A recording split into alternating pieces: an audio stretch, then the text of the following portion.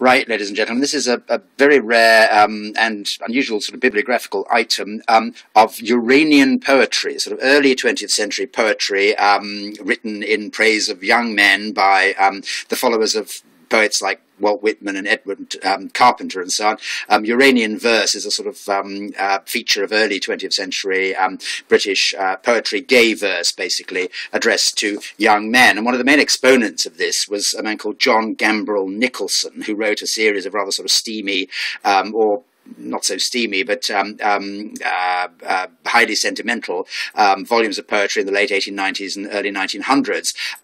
One of the most famous one was published in 1911 called A Garland of Lad's Love. That will give you some general idea of the contents. And they were rather sort of sentimental poems in praise of sort of young men and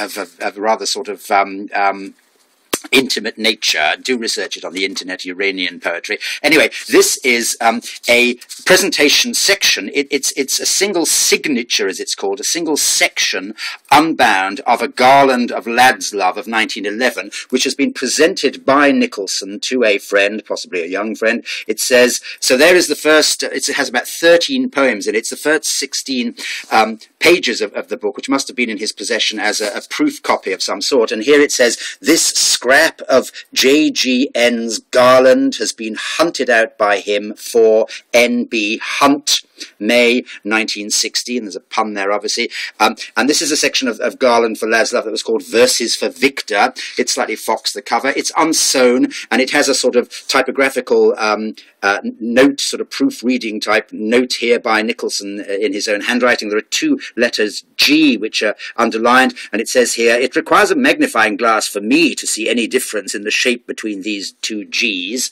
And then he notes that some of the poems are acrostics, in case you miss it.